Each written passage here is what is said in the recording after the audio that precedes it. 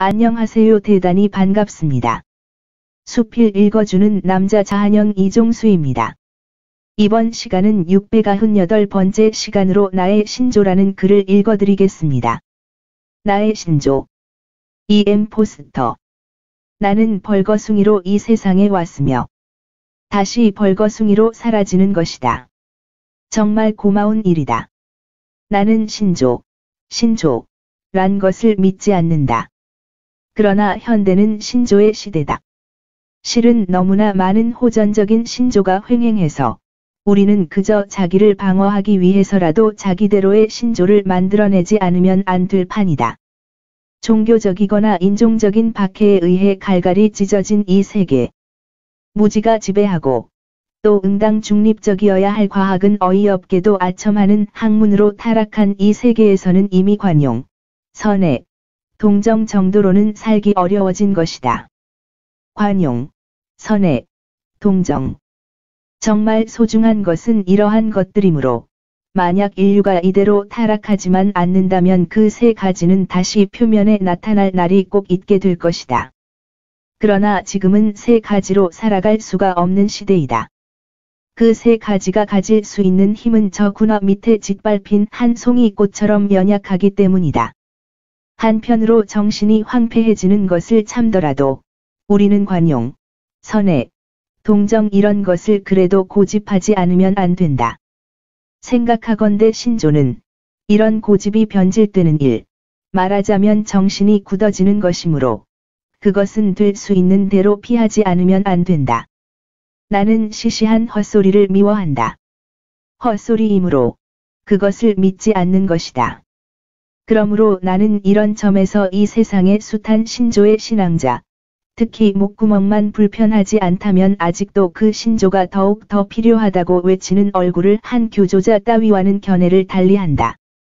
내 입법자는 에라스무스와 몽테뉴이지 예언자 모세와 성 바울은 아니다.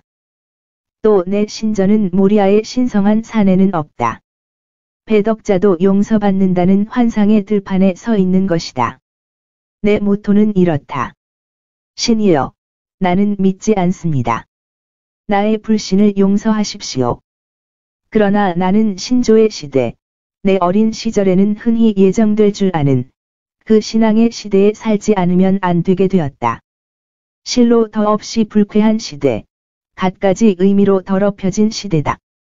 이 시대에 살면서 나는 내 고집을 지키지 않으면 안 되게 되었다. 그러면 무슨 이야기부터 시작할까? 우선 인격적인 관계부터 얘기해 보겠다. 이 폭력과 잔인에 찬 세계에도 아직 얼마쯤은 그래도 확실한 것이 남아있다. 우리는 이 현대의 혼돈에 다소의 질서나마 가져올 수 있다. 우리 인생을 더 이상 혼돈 상태에 내맡겨두지 않으려면 우리는 서로를 사랑하고 또 서로를 믿을 수밖에 없다. 그러므로 우리에게는 서로를 실망시키지 않는다는 것, 이것이 무엇보다도 중요하다. 그러나 실제에서는 흔히 실망한다. 그래서 나는 적어도 나 혼자만이라도 인격적 관계를 유지하게 되도록 신뢰를 고집하는 것이다. 하지만 신뢰란 것은 단순한 계약이 아니다. 인간적인 세계와 사무적인 세계와의 근본적인 차이가 나타난다. 자연스럽고 따뜻한 마음이 없는 곳에 신뢰는 싹 들 수 없다. 대개의 인간은 인생 행로에서 불운에 부딪혀 인간의 신뢰감을 잃을 수는 있어도 따뜻한 마음만은 가지고 있는 것이다. 그런데 오늘날의 인격적인 관계는 후회 속에 있다. 우리는 그 대신 무언가 새로운 운동, 새로운 주의에 헌신하라는 요청마저 받고 있다. 나는 일체의 주의, 일체의 관념을 혐오하는 자다. 나라를 팔겠느냐, 아니면 친구를 팔겠느냐, 이런 문제 중 하나를 선택하라고 한다면 나는 차라리 나라를 팔겠다고 용기를 달라고 할 것이다. 이러한 선택은 아마도 현대의 애국적인 사람들을 놀라게 할 것이다. 그는 전화를 걸어 곧 경찰을 부를지도 모른다. 그러나 나의 선택은 단테를 놀라게 하지는 않는다. 그는 브루투스와 캐시우스 두 사람을 지옥 가장 깊은 구덩이에 쳐넣었다. 두 사람은 조국을 배신하느니보다 차라리 그의 버출리오스 시절을 배반한 것이다. 알 수 없는 일이지만 우리는 그렇게 괴로운 선택을 하는 일은 없을 것이라 믿는다. 그러나 일체의 신조, 그 배후에는 항상 무언가 무섭게 비정한 것이 가로놓여 있으며, 그 신조의 소유자는 바로 그 신조 때문에 시련을 겪게 될 것이다. 이런 논리는 드디어 데모크라시로, 나아가서는 자유를 먹고 사는 나의 애인, 사랑하는 나의 공화국으로 나를 이끈다. 실상 민주주의가 나의 사랑하는 공화국은 아니다. 그러나 민주주의야말로 현대의 다른 어떤 정치체제보다 해독이 적다. 이런 의미에서만 나는 민주주의를 지지한다. 민주주의는 개인을 존중해야 하고, 또 문명을 창조하기 위하여 온갖 형태가 필요하다는 가정으로부터 출발하는 것이기 때문이다. 그것은 능률국가와는 달라서 국민을 지배계급과 피지배계급으로 분류하지는 않는다. 나는 세심하게 무엇인가를 창조하며 발견하려는 국민을 찬양한다. 인생을 권력으로 살아갈 생각은 갖지 않기 때문이다. 이러한 국민에게 가장 다양한 기회가 주어지는 것이 바로 민주주의 치하이기 때문이다. 나는 민주주의를 위해 2번 축배를 둔다.